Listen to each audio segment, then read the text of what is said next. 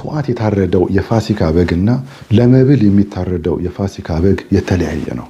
ለመስዋዕት የሚታረደው የእግዚአብሔር በግ ከሞት ወደ ሕይወት የሚያሻግር ሲሆን ለመብል የሚታረደው በግ ደግሞ ዛሬ ተበልቶ ነገ የሚጠፋ ነው። ስጋን ብቻ አጥግቦ የሚያልፍ ነገር ነው። ዛሬ በየትኛውም ቤተ እምነት ውስጥ ያላችሁ ስለ ፋሲካ ስታስቡ ምንድነው ዛሬ እያሳሰባችሁ ያለው? ገበያ ላይ ውድ የሆነው በግ ይሆን? ገበያ ላይ ውድ ስለሆነው ዶሮ ይሆን? ሽንኩርት ይሆን? እነዚህ ሁሉ ቢኖራችሁም ባይኖራችሁም ስጋችሁን ከማጥገብና ነገ ከመጥፋት ውጪ ሌላ የሚያመጡት ምንም ነገር የላቸውም። እነዚህ ሁሉ የእግዚአብሔር ፋሲካዎች አይደሉም። የታረደው የእግዚአብሔር በግ ግን ከሞት ወደ ሕይወት የምንሻገርበት የእግዚአብሔር ፋሲካ ነው። ስለዚህ በየትኛውም ቤተ እምነት ውስጥ ያላችሁ ሰዎች ዛሬ ስለ እግዚአብሔር ፋሲካ ታስቡ ዘንድ ግድ ይላችኋል። ይሄ ለመስዋዕትነት የታረደው የእግዚአብሔር በግ ደግሞ ራሱ ሕይወት ነው። ራሱ በጉ ሲናገር እንዲህ አለ፣ እኔ እውነትም ሕይወትም መንገድም ነኝ አለ። ስለዚህ ሕይወትም ነኝ አለ። ሕይወት ነኝ ካለ ሕይወት አለኝ አይደለም ያለው፣ ሕይወት ነኝ ነው ያለው።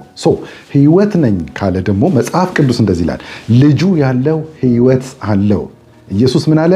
ሕይወት ነኝ አለ። ልጁ ያለው ሕይወት አለው። ልጁ የሌለው ሕይወት የለውም።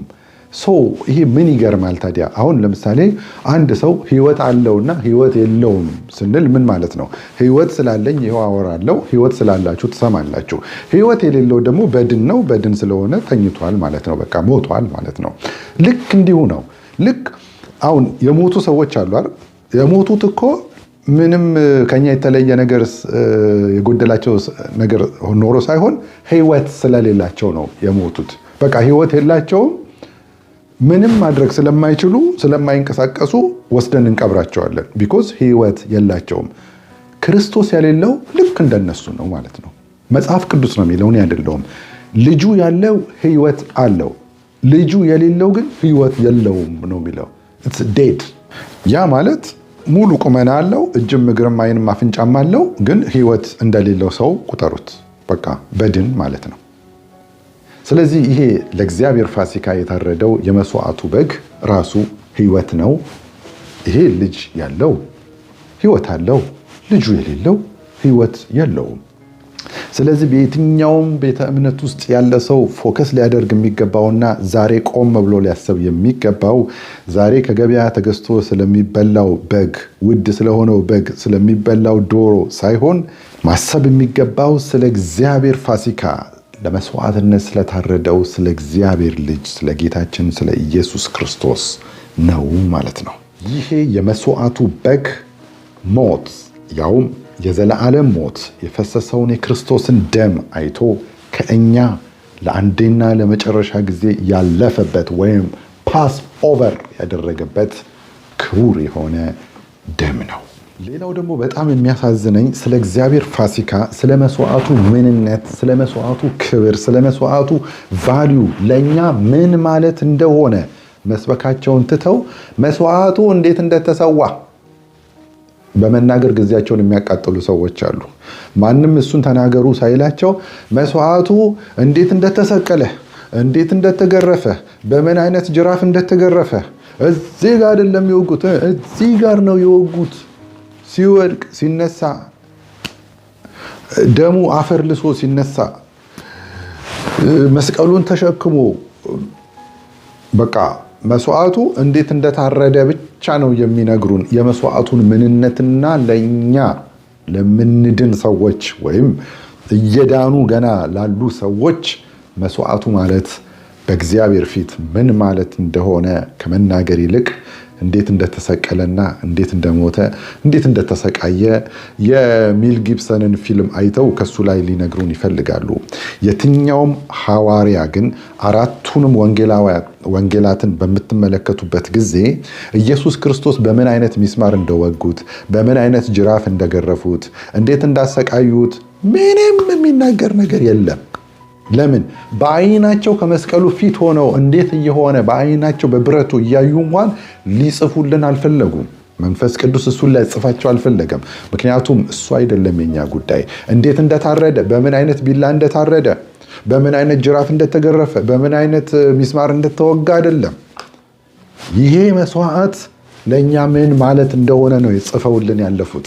አሁን የመጡት አገልጋዮች ግን ክርስቶስ አልባ መስቀል የሚሰብኩ ሰዎች ማለት የመስቀሉን ነገር ብቻ መስቀሉ እንዴት ከባድ እንደሆነና ሮማውያን ክርስቶስን እንዴት እንዳሰቃዩት ከፊልም አይተው ሊነግሩን ይፈልጋሉ። ጉባኤውን ሁሉ ያስለቅሱታልና አንዳንዱ ጉባኤ ለምን እንደሚያለቅስ አላቅም። ክርስቶስ ባይሞት ሁሉ ደስ የሚለው ሰው ሁሉ ሳይኖር አይቀርም። እነዚህ ሮማውያን ጨካኞች፣ ወይ ክርስቶስ እንዴት እንደዚህ ያሰቃዩታል? ወንድሜ እሱ ባይሰቃይ አንተ ነበር ከዛ መስቀል ላይ የምትሰቃየው። እሱ ባይወጋ አንተ ነበር ከምትወጋው። እሱ ባይታረድ አንተ ነበር ከምትታረደው። አንተ ከሞት ወደ ህይወት አትሻገርም ነበረ። ስለዚህ ሐዋርያው ጳውሎስም ያተኩሩት እንዴት እንደተሰቃየ፣ እንዴት እንደተገረፈ፣ እንዴት እንዳሰቃዩት አይደለም። ምክንያቱም ይሄ የእግዚአብሔር በግ ፋሲካችን ክርስቶስ ታርዷልና ይላል። ለመስዋዕቱ የታረደው በግና ለመብል የሚታረደው በግ አስተራረዱን ከሆነ እውነቱን ልንገራችሁ ምንም አይነት ልዩነት የለውም። ለምሳሌ በብሉይ ኪዳን ካህኑ ለራሱና ለሕዝቡ ኃጢአት መስዋዕት ይሆን ዘንድ የሚታረደው በግና ዝም ብሎ ሰዎች ለመብል የሚያርዱት በግ ልዩነት የላቸውም። ለመስዋዕትነት ለኃጢአት የሚታረደው በግ የሚታረደው በቢላ ነው። ለመብልም የሚታረደው በግ የሚታረደው በቢላ ነው። ልዩነት የላቸውም። ልዩነቱ ምንድን ነው ከተባለ አስተራረዱ ወይም ቢላው ሳይሆን ወይም ደግሞ የሚፈሳቸው ደምም የተለያየ አይደለም። የተለያየ ህመምም አይደለም የሚያማቸው። ለመስዋዕትነት የሚታረደው በግ የሚያመውን ያክል ነው ለመብል የሚታረደው በግ የሚያመው። አንድ ነው። ልዩነቱ ምንድን ነው? ይሄኛው ለመስዋዕት ነው የታረደው፣ ያኛው ለሆድ ነው ለመሙላት ነው የታረደው፣ ለመብል ነው የታረደው። ይሄ ለኃጢአት ማስተሰሪያ ነው የታረደው፣ ያኛው ለመብል ነው የታረደው። ልዩነቱ ይሄ ብቻ ነው። ክርስቶስ አልባ መስቀል የሚሰብኩ ሰዎች ግን የመስዋዕቱን ምንነት ለእኛ ለአማኞች ምን ማለት እንደሆነ በብሉይ ኪዳን ምንድን ነው ያለው? ደሙን ሳይ ከእናንተ አልፋለሁ፣ ፓስኦቨር አደርጋለሁ ነው ያለው። የሞትና የህይወት ጉዳይ ነው ማይ ፍሬንድ። መስዋዕቱ የሞትና የህይወት ጉዳይ ነው፣ የመብል ጉዳይ አይደለም። ሊጻፍልንም የፈለገው ይሄው ነው። ከዛ በፊት በጣም ብዙ በጎች ታርደዋል። ያዛሽ ቀን ግን የታረደው በግ የመስዋዕት ነውና የክርስቶስ አመላካች ነውና በጉበኑ ላይ ሲቀባ ያ የሞት መልአክ ደሙን ሳይ አልፋለሁ አለ። ያ በግ ከየትኞቹም ተለይቶ አይደለም፣ ለመስዋዕትነት ስለታረደ ብቻ ነው። ከሱ በፊት በጣም ብዙ በጎች ታርደዋል፣ በኩል አይነት ቢላን የታረዱት። ለምሳሌ ወደ ክርስቶስ እንምጣ። በክርስቶስ ግራና ቀኝ የተሰቀሉ ሰዎች አሉ አይደለም? ወንበዴዎች ናቸው ይላል መጽሐፍ ቅዱስ። አሁን መሃል ያለው ግን እሱም ተሰቅሏል። ከሁለቱም የሚለየው በመስቀሉ አይደለም፣ ሁለቱም በመስቀል ላይ ነው የተሰቀሉት። በሚስማሩ አይደለም፣ ሁለቱም በሚስማር ነው የተቸነከሉት። ግራና ቀኝ ያሉትም በሚስማር ነው የተሰቀሉት፣ መሃል ያለውም በሚስማር ነው የተሰቀለው። ከመስቀል በፊት በጣም ብዙ ስቃዮች ማድረስ ሮማውያን ልማዳቸው ነው። ምክንያቱም ከመስቀል በፊት ግርፋት አለ። መስቀሉን ራሱ የሚያሳዝሏቸው እንዲደክማቸው ነው፣ ሰውነታቸው እንዲዝል ነው፣ በቃ ከጥቅም ውጭ እንዲሆኑ ነው እና መስቀል ላይ እንዲሞቱ ነው የሚደረገው። እና በክርስቶስ ላይ በኢየሱስ ክርስቶስ ላይ የሆነ ሁሉ ነው ግራና ቀኝ በተሰቀሉት ላይ የሆነባቸው። ግራና ቀኝ የተሰቀሉት ያመማቸውን ያክል ነው ክርስቶስ ያመመው። የክርስቶስን መስቀል ልዩ ለማድረግ የሚጥሩ በጣም አሳዛኝ ሰዎች አሉ፣ ጉባኤውን ሁሉ የሚያስለቅሱ እና መስዋዕቱን መስበክ ሲተው መስዋዕቱ ለሰው ልጆች ምን ማለት መሆኑን መስበክ ትተው እንዴት እንደተሰቀለ እዚህ ጋር አይደለም የወጉት፣ እዚህ ጋር ነው የወጉት፣ የተገረፈበትን ጅራፍ እሱን ሲሰብኩና ሲያስተምሩ ይውላሉ ማለት ነው። ልክ ቦታው ላይ ያሉ ይመስል አራቱም ወንጌላት ላይ የጻፉት ሰዎች ስለ ጅራፉ ምንነትና ስለ ሚስማሩ ትልቅነት ሳይጽፉ እኛ እዚህ ጋር መተን ሚስማሩ ይሄ ነው፣ ጅራፉ ይሄ ነው፣ ምኑ ነው ይሄንን እንድንሰብክ አልተጠራንም። የተጠራ ነው የእግዚአብሔር በግ የእግዚአብሔር ፋሲካ የሆነው የታረደው ፋሲካችን የሆነው ክርስቶስ ለሰው ልጆች ምን አመጣ? መስዋዕት ነው። ለሆድ አይደለም የታረደው፣ ለመስዋዕት ነው። ከሞት ወደ ሕይወት የተሻገርንበት የእግዚአብሔር ፋሲካ ነው። እሱን ነው ሐዋርያቶች የሰበኩት። ሮማውያን ሰዎችን በመስቀል ላይ መስቀል ለመጀመሪያ ጊዜ ክርስቶስ ሲሰቀል የተጀመረ ጉዳይ አይደለም። እነሱ ቀኝ ግዛት በገዙባቸው ቦታዎች ሁሉ ሰዎችን፣ ወንበዴዎችን ይሰቅላሉ። መስቀል ለነሱ ብርቃቸው አይደለም። ከክርስቶስ መስቀል በፊት በሺህ የሚቆጠሩ ሰዎች ጲላጦስ ሰቅሏል። በየዓመቱ ይሰቀላሉ። ወንበዴዎች እየተሰበሰቡ ይሰቀላሉ። መስቀል ለነሱ ምንም ማለት አይደለም። መግረፍና መስቀል አሸክሞ ራቁት አድርጎ በሕዝብ ፊት መስቀል፣ ይሄ የየዕለት ስራቸው ነው። የዛለታ ምንም አዲስ ነገር የተከናወነ ነገር የለም። ይህንን መልእክት ክርስቶስ አልባ መስቀል ለሚሰብኩ ሰዎች አድርሱልኝ። ፎከሳችሁን ሚስማሩ ላይ ሳይሆን ጅራፉ ላይ ሳይሆን መስዋዕቱ ላይ አድርጉ በሉልኝ። መስዋዕቱ ለሰው ልጆች ምን እንደሆነ ንገሩልኝ። ክርስቶስ ላይ የደረሰው ነገር ሁሉ ወንበዴዎቹ ላይ ደርሷል ማለት ነው። አሁን ከወንበዴዎቹ የመሃለኛው የሚለየው ምንድን ነው ከተባለ የመሃለኛው መስዋዕት ነው። ኦኬ፣ የፈሰሰው ደም ከንቱ ደም ሳይሆን ለኃጢአታችን ማስተሰሪያ ይሆን ዘንድ ኃጢአታችን የሚነጻበት ክቡር የሆነው ደም ነው የፈሰሰው። ግራና ቀኝ ካሉ ሰዎች ላይም ደም ፈሷል። ደማቸው ግን ደመ ከልብ ሆኖ ነው የቀረው። እንኳን የሰውን ኃጢአት ሊያነጻ ይቅርና የራሳቸውን ኃጢአት እንኳን ሊያነጻላቸው አይችልም የራሳቸው ደም። በመሃለኛው መስቀል የተሰቀለው ሰው ደም ግን የኃጢአት ማንጫ ነውና ቢያንስ ከጎኑ የተሰቀለውን ሰውዬ ኃጢአትም አንጽቶለት የዛኑ ቀን ገነት ይዞት ገብቷል። ያኛው ሰውዬ ግን ስላልተቀበለ ደሙ ደግሞ የሚሰራው ለተቀበሉት ሁሉ በስሙ ለሚያምኑት ነውና በአንደኛው ሳይድ የተሰቀለው ሰውዬ ግን ጌታዬ ብሎ ሲጠራው እናያለን። በመንግስት ስትመጣ አስበኝ ሲለው እናያለን። ያ ማለት ይሄ መሃል የተሰቀለው ሰውዬ ሰው ብቻ እንዳልሆነ ከሞት እንደሚነሳ አምኗል። ምክንያቱም በመንግስት ስትመጣ አስበኝ አለው። ዋው! ይሄ እንዲህ የተጎሳቆለው መሃል ያለው ሰውዬ ሞቶ ተቀብሮ ተነስቶ አርጎ መንግስት ይዞ እንደሚመጣ ወንበዴው አምኗል ማለት ነው። ስለዚህ ሙሉ የመዳኛውን መንገድ አሟልቷል ማለት ነው። ኢየሱስ ክርስቶስ ጌታ እንደሆነ በአፍ ብትመሰክር እንዳለው ጌታዬ ብሎ ነው የጠራው። ጌታ ሆይ ብሎ ነው የጠራው። ስለዚህ እግዚአብሔር ከሙታን እንዳስነሳውም ደግሞ በልብ ብታመን ተብሎ እንደተጻፈ እግዚአብሔር ከሙታን እንደሚያስነሳውም አምኗል። እኛ ካስነሳው በኋላ ነው ያመንነው። የተሰቀለው ወንበዴው ግን ሳይሞት በፊት እንደሚነሳ ሁሉ አምኗል። ያ ብቻ አይደለም፣ መንግስት ይዞ እንደሚመጣም አምኗል ማለት ነው። ስለዚህ የልጁ የጌታ የኢየሱስ ክርስቶስ ደም ኃጢአቱን አነጻለትና የዛን ዕለት ገነት ይዞት ገባ ማለት ነው። ስለዚህ መሃል ያለው የጌታችን የኢየሱስ ክርስቶስ መስቀልና ግራና ቀኝ ያሉት መስቀል ምንም የተለየ ነገር የለውም። ግርፋቱም አንድ ነው፣ ስቃዩም አንድ ነው፣ ህመሙም አንድ ነው ማለት ነው። በብሉይ ኪዳንም ስናይ ለመብል የሚታረዱ በጎችና ለመስዋዕትነት የሚታረደው በግ ማረጃው ቢላ ነው። ሁለቱም ጋራ ቢላ ነው፣ አንድ ነው። ኦኬ።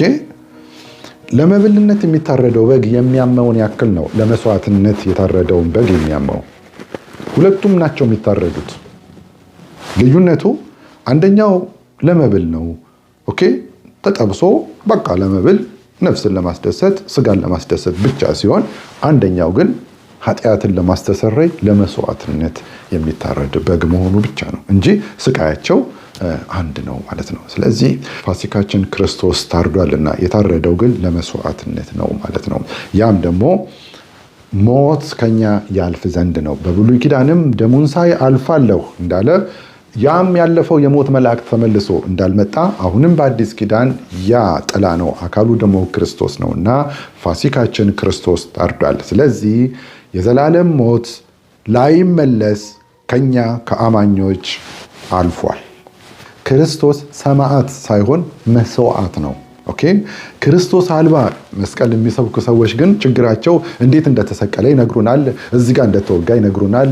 ጠብር ግፍ ሲል በቃ ደሙ ላዩ ላይ ረግቶ አፈር ልሶ እንደተነሳ፣ መስቀሉ እንዴት እርጥብ እንደሆነ ግብዳ እንደሆነ፣ የሚስማሩን ትልቅነት ይነግሩናል። እንዴት በምን አይነት ጅራፍ እንደተገረፈ ይነግሩናል። እነዛው ሰዎች ደግሞ ቆመው የመስዋዕቱ ምንነት ስላልገባቸው 3 ጊዜ ኃጢአት ስትሰራ ገሃነም ትገባለህ ይላሉ። የዳነ አማኝ ይጠፋል ይላሉ። መስዋዕቱን ደግሞ ያራክሱታል። ቢኮዝ የሚናገሩት መስቀሉን እንዴት እንደተገረፈ የሚስማሩን ትልቅነት ነው እንጂ የመስዋዕቱን ምንነት ስላልገባቸው ማለት ነው። ሰውን ሁሉ መስዋዕቱ እንዴት እንደተሰዋ፣ እንዴት እንደተሰቀለ፣ እንዴት እንደመቱትና እንዴት እንዳሰቃዩት ይናገሩና መስዋዕቱ ለሕዝቡ እንደሆነ አይናገሩ። መስዋዕቱ ለእኔ ለአንተ ለአንቺ እንደሆነ አይናገሩ። ወደ እኔ ወደ አንቺ ወደ እናንተ ጋር ሲመጡ 3 ጊዜ ኃጢአት ስትሰራ ገሃነም ትገባለህ ይላሉ። በቸርች በኩል ወደ ሲኦል ትገባለህ ይሉናል። ለምን? መስዋዕቱ አልገባቸውም። አማኙ በመስዋዕቱ አርፎ እንዳይኖር ያደርጉታል። አማኙ በመስዋዕቱ ረክቶ በመስዋዕቱ ተማምኖ እንዳይኖር ያደርጉታል። ሁል ጊዜ በጥርጣሬ እንዲኖር ያደርጉታል። በጥርጣሬ ውስጥ ያለ ደግሞ አማኝ ደግሞ ሌላ ኢንተርቴን የሚያደርጉት ጋራ ደግሞ ይሄድና እዛ ሄዶ ይዝናናል። ሐሰተኛ ነቢያቶች ጋር ይሄድና ደግሞ ተረታቸውን ይሰማል። የእነሱን ድራማ ሲያይ ይውላል ማለት ነው። ምክንያቱም እዚህ ጋራ ሲመጣ በመስዋዕቱ ተማምኖ እንዳይኖር ያደርጉታል። ስለዚህ እዛ ይሄድና ደግሞ ይቀልድበታል። እዚህ ሲመጣ መስዋዕቱ ሳይሆን የሚነገረው ክርስቶስ እንዴት እንዳሰቃዩትና እንዴት እንደወጉት እንዴት እንደገረፉት ነው። ስለዚህ መስዋዕቱ ለሱ ምን እንደሆነ አያውቅም። መስዋዕቱ ለሱ ከሞት ወደ ሕይወት የተሻገረበት እንደሆነም አይነገረውም። ጭራሽ እንደውም በቸርች በኩል ወደ ሲኦል ትገባለህ ይሉታል። 3-4 ጊዜ ኃጢአት ስትሰራ ገሃነም ትገባለህ ይሉታል። በዚህ ተስፋ ቆርጦ ደግሞ እዛኛዎቹ ጋር ሐሰተኛ ነቢያቶቹ ጋር ደግሞ ይሄድና ድራማ ይሰራበታል ማለት ነው። መስዋዕቱ የዘላለም ሞት ላይመለስ ከኛ ፓስ ኦቨር ያደረገበት መስዋዕት ነው። በመስዋዕቱ ደግሞ እግዚአብሔር ረክቷል። ፋሲካችን ክርስቶስ ታርዷል። በቸርች በኩል ወደ ሲኦል አንገባም። 3-4 ጊዜም ኃጢአት ስንሰራ ወደ ሲኦል አንገባም። 3-4 ጊዜ ኃጢአት ስንሰራ ወደ ሲኦል ለመግባት ከሆነ ክርስቶስ መስዋዕት የሆነው በእርግጥ ክርስቶስ ሞኝ ነው ማለት ነው። ኦኬ ምክንያቱም የእነዚህን ሰዎች አላውቅም። እኔ ግን 3-4 ጊዜ ኃጢአት እሰራለሁ፣ እደክማለሁ፣ እወድቃለሁ፣ እነሳለሁ። የልጁ የጌታ የኢየሱስ ክርስቶስ ደም ግን ከኃጢአት ሁሉ ያነጻል ይለኛል መጽሐፍ ቅዱስ። ያ ማለት ለኃጢአት ላይሰንስ ሰጠኝና ስለሚያነጻኝ እንደፈለግኩ ልሁን አልልም። ለምን? የምመራው በመንፈስ ቅዱስ ነው። ዳግመኛ የተወለድኩኝ ሰው ነኝ እንጂ ዝም ብሎ ዳግመኛ እንዳልተወለደ ሰው መንፈስ ቅዱስ በውስጡ እንደሌለ ሰው አልኖርም ወይም አልመላለስም። ብደክም እነሳለሁ። ዮሐንስ ምን አለ? ልጆች ሆይ ኃጢአት እንዳትሰሩ እጽፍላችኋለሁ።